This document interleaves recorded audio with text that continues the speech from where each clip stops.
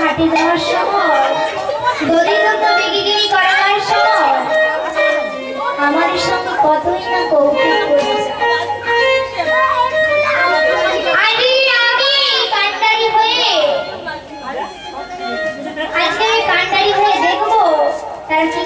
সাথে কৌতুক করে। কি করে কৌতুক করে না? আজ আমি কানসারি হব, আরে তাদের আমি নৌকা নিয়ে পারাপারি করবো। তাই কি করলেন? বাজাতে লাগিল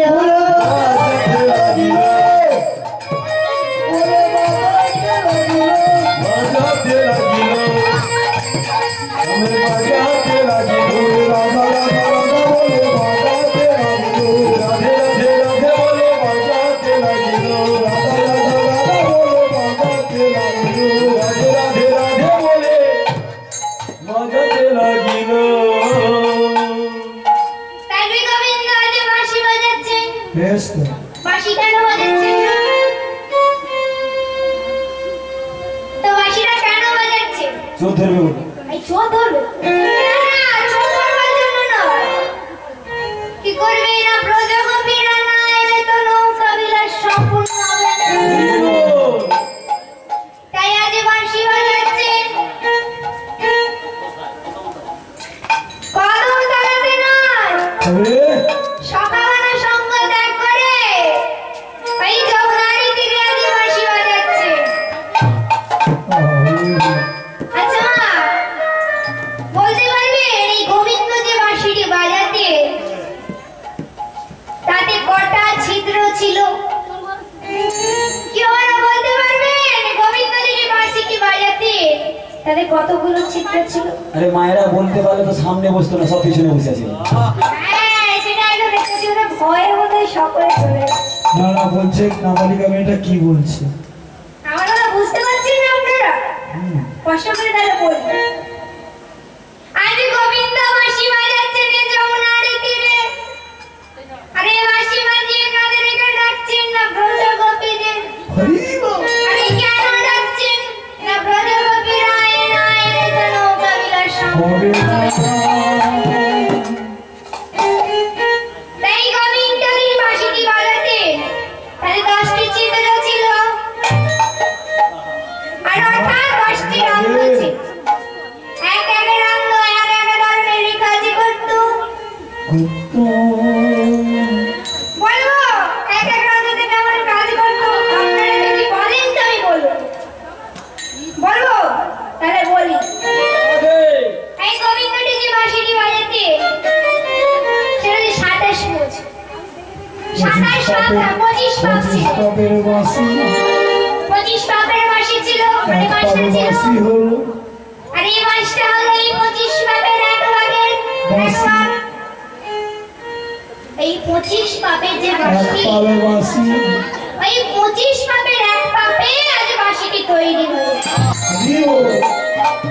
আর এই বাঁশিতে 10টা ছিদ্র, 10টা রন্ধ্র। আচ্ছা এক এক রন্ধ্রে এক এক কাজ হতো। তাহলে বলি শোনাই সোহাগ। যেমন প্রথম রন্ধ্রতে যায় ভাসানো করিয়া,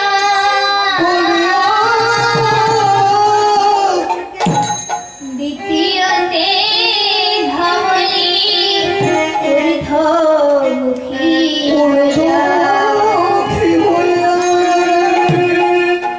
তৃতীয়তে মায়ের প্রাণ প্রবোধমান, চতুর্থতে যোগী ঋষি,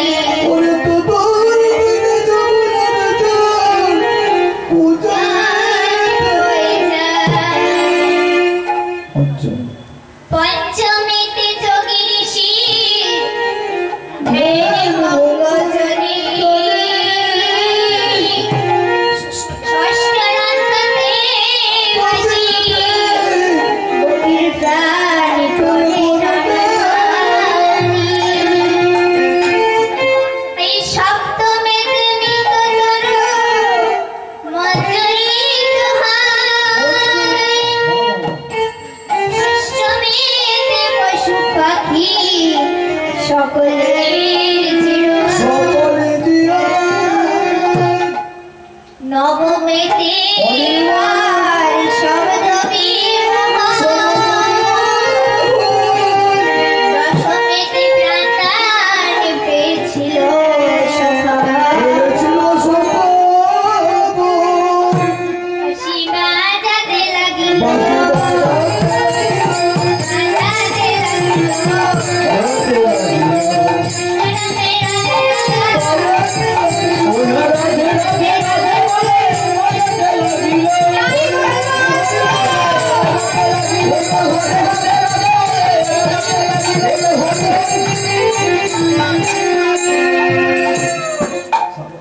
আরে মা, গোবিন্দ দিকে বাঁশি বাজাচ্ছে। বাঁশি বাজিয়ে বলছে বাঁশি তো বাজা। আরে রাধে রাধে বলতে আমি তো বাঁশি তো বাজিয়েছি, কিন্তু এদিকে তো আমার তরুণী সৃজন হলো না। তরুণী তো সৃজন হলো না, তাই ধ্যানস্থ হলেন যোগমায়ার কাছে। আরে যোগমায়াকে বলছে, হে যোগমায়া, তুমি আমাকে সাজিয়ে দাও, তুমি আমার তরুণীটা সাজিয়ে দাও, আর আমি নৌকা বিলাসে যাবো। আজ তরুণী সাজিয়ে দিয়েছি। কেমনই করে সাজিয়েছে? শিজিল তরুণী খানি পবল মুকুতায়নি, শিজিল তরুণী খানি পবল মুকুতায়নি, শিজিল তরুণী খানি পবল মুকুতায়নি, শিজিল তরুণী খানি পবল মুকুতায়নি, মাঝে মাঝে হীরা রাজা তুমি, মাঝে মাঝে হীরা রাজা তুমি, সারি সারি চোখে করা রজত কাজনে পোড়া, সারি সারি বুঝে তোলা রজত কাজনে পোড়া, সারি সারি চোখে করা রজত কাজনে পোড়া, সারি সারি বুঝে তোলা রজত কাজনে পোড়া, ও তেরো বাগান বাগানিনী, ওই রোজ ডালে গজি থেকে ও তেরো বাগান বাগানিনী, শিজিল তরুণী খানি পবল মুকুতায়নি, ও শিবির তরুণী খানি পবল মুকুতায়নি, শিজিল তরুণী খানি পবল মুকুতায়নি, ও শিবির তরুণী খানি পবল মুকুতায়নি, তুমি রজত কাজনে ও মাঝে মাঝে হীরা রাজা তুমি, হীরা রাজা তুমি। আজ তরুণী সৃজন হলো।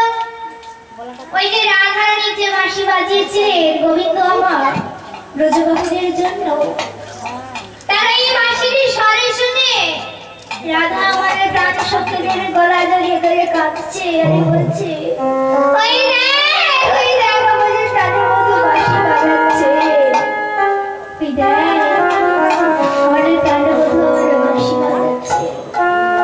এই তোরা বল না, আমি কেমনে করে তোর প্রাণ গোবিন্দের স্বরে মিলবো?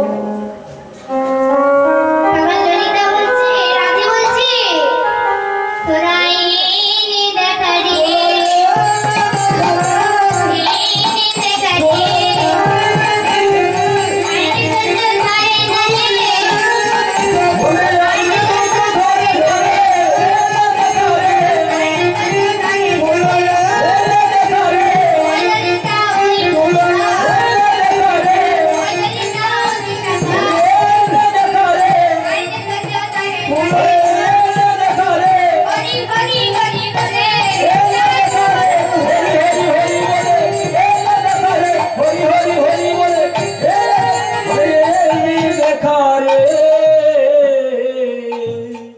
তো প্রাণ সখীদের গলা জড়িয়ে ধরে কেঁদে কেঁদে বলছে, হে দয়াময়, ওই ললিতা ওই বিশাখা, ওই দেখ না, ওই আমাদের প্রাণের মতো আমাকে বাঁশি বাজিয়ে ডাকছে, তোরা একবার এনে দেখ, তোরা একবার দেখা দাও, আমি জানি ধরে ধরতে পারবি না। তখন ললিতা বলছে, হ্যাঁ রে রাধে, হ্যাঁ রে রাধে, তুই কৃষ্ণ দর্শনে যাবি, তোর ভয় কিসে? যার যোগমায়া যার সহায়, তার কি ভয় হবে?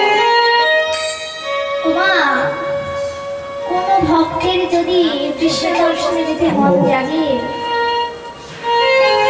যদি ভগবানের কৃষ্ণ দর্শনে যদি যেতে একবারে মনে বাসনা জাগে, তবে তিনি যদি যোগমায়াকে একবার ডাকে, তখন তিনি কিন্তু ওই ভগবান কৃষ্ণের দর্শন করিয়া তার চোখে দেখো ললিতা বলছে, হ্যাঁ রে রাধে, তুই যোগমায়াকে যোগমায়াকে নিয়ে যাবে শ্যাম দর্শন। অনন্ত অনন্ত শক্তি, তিন শক্তি প্রধান, চিৎ শক্তি, জীব শক্তি, মহাশক্তি। ভগবান বলেছেন অনন্ত অনন্ত শক্তি, তার মধ্যে তিনটি শক্তি প্রধান। এই তিনটা শক্তি কি কি? মাঝে রয়েছে জীব শক্তি, আর এই ডানে রয়েছে কি শক্তি? চিৎ শক্তি, বামে রয়েছে মহামায়া শক্তি। তাইলে তিনটা শক্তি রয়েছে, তিনটা শক্তি তিন ধরনের কাজ। কি কি কাজ? তাইলে চিৎ শক্তি এই আমাদের মতো অচৈতন্য জীবকে চৈতন্য দানি করে মহাচৈতন্যের চরণে পৌঁছে দেয়। আমার গরুর মহামায়া শক্তি তার কাজ কি? এই আমাদের মতো অচৈতন্য জীবকে অচৈতন্য রেখে মহাচৈতন্য থেকে ছুড়ে রেখে পিতাও জ্বালায় জ্বলিয়ে পুড়িয়ে মারে। তো এটাকে এক কথায় কি বলে না, আমরা এক কথায় পাপ বলি। তো যারা বলে অসৎসঙ্গ, আমার কথায় একটা প্রবাদ বাক্য আছে না, সৎসঙ্গে স্বর্গবাস, অসৎসঙ্গে সর্বনাশ। সৎসঙ্গ করলে তাহলে কি করবে না? চিৎ শক্তি হবে। আবার যদি অসৎসঙ্গ করুন তাহলে আপনি কোন শক্তি খুঁজে পাবেন না? মহামায়া শক্তি। এই যে আমাদের দুর্গা মা রয়েছে, কখনো কখনো আমাদের মতো ভক্তদের জন্য চিৎ শক্তি, আবার কখনো কখনো মহাশক্তি রয়েছে।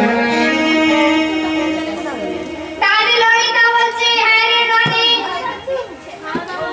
তুই আজকে আজকে যোগমায়াকে ডাক। যোগমায়া তোকে কোথায় নিয়ে যাবে? না শ্যামা দর্শনে নিয়ে যাবে।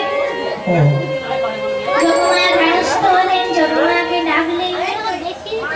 আচ্ছা বলুন তো, যোগমায়াকে কেন ডাকলো? যোগমায়া ছাড়া কি পৃথিবীতে আর কোনো দেবী ছিল না বা দেবতা ছিল? কি বলতে পারবেন যোগমায়াকে কেন ডাকলেন? ডাকলেন আজকে কিন্তু অন্য কোনো দেবীকেও ডাকতে পারতেন, কেন ডাকলেন? এই যে যোগমায়া, এর আরেকটি পরিচয় রয়েছে। এনাকে আমাদের ভাষায় বলা হয় প্রেমের ঘট। ওমা, এখনকার দিনে বিয়ে করতে ঘটক লাগে? লাগে না, কেন লাগে না? ওটাও কিন্তু একটা ঘটক। এই যে আপনার স্মার্টফোনের কথা বলছেন, ওটাও কিন্তু একটা ঘটকের কাজ। আগেকার দিনে ছিল যোগমায়া, যোগমায়া ঘটক হয়ে যেতে। এখন স্মার্টফোন হয়ে গেছে, ওটাই এখন ঘটক। তা যোগমায়া হলো তিনি প্রেমের ঘটক, তাই রাধে ডাকছে আজকে যোগমায়া। যোগমায়া সহায় হলেন। যোগমায়া এসেছে কি রূপ ধরে? না বড়াই মানে বেশ ধরে। আরে বড়াই মানে বেশ ধরে এসে বলছে, হ্যাঁ রে নাতনি, তুই কাঁদছিস কেন? আরে এটা কি তোর খাটবারের মদন? আরে যে মদন দেখলে মদনে মোহনে ভুলে যায়, সেটা কি তোর কাঁদবার মদন?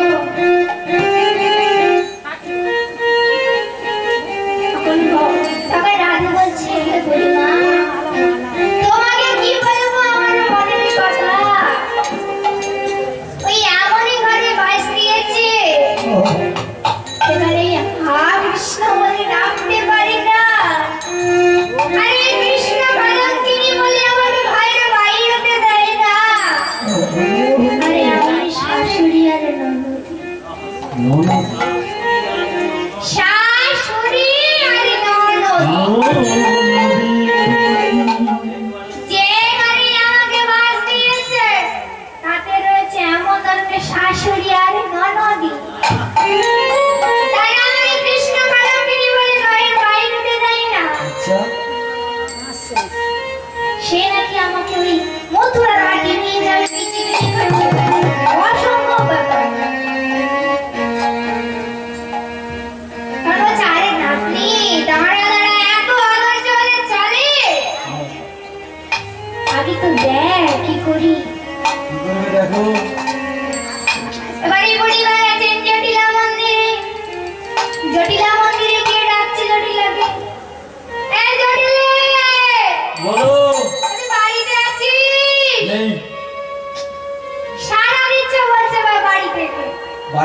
বাড়িতে আছে নেই বলছে। বাড়িতে আছে অথচ বাড়িতে নেই। কত বড় বদমাইশ। বাবু বলছে বাড়ির লোক বাড়িতে নেই। বাড়ির লোক বাড়িতে নেই কথা বলছে। বাবু বলছে বাড়ির লোক বাড়িতে নেই। তো বলছে এই জটিলে বাড়িতে আছিস? ও জটিলে ও কুটিলে বাড়ি আছিস কি?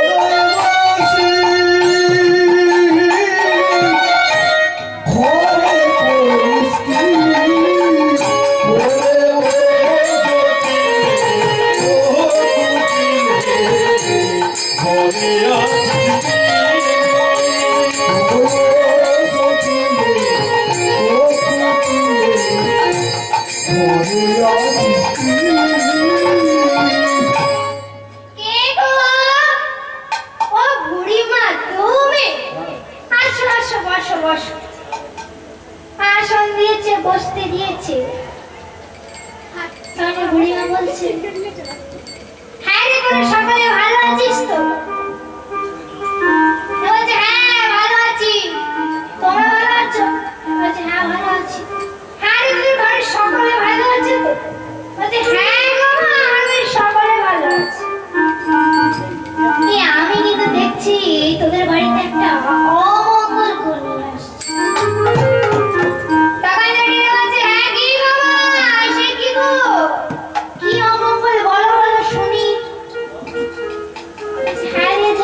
তোদের না তোরা কি জাতি?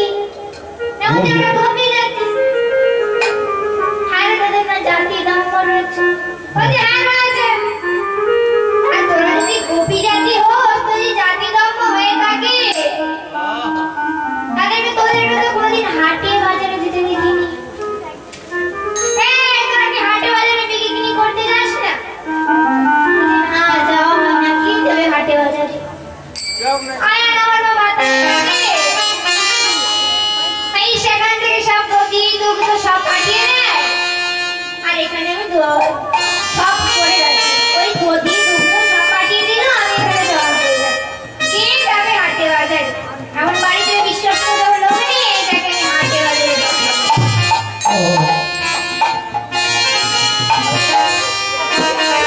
আরে তোর মেয়ে কুটিলে আছে না? হ্যাঁ তোর মেয়ে কুটিলে আছে না? ওকে তো হাটে পাঠাতে পারি। হাই হে কি গো মা, তুমি কি বলো গো? হাই আমার মেয়েকে পাঠাবে? তাও তোকে বলছো কি করবে? ও গেলে হাটে ভেঙে যাবে, ও গেলে হাটে ভেঙে যাবে।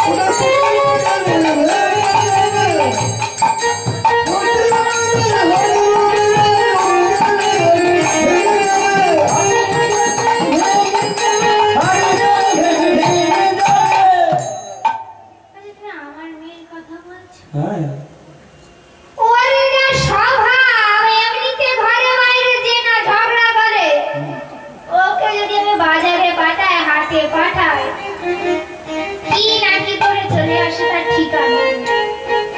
জামির স্বভাব, যে ঝগড়ুটে মেয়ে ঘর থেকে বেরোলে ঝগড়া করে,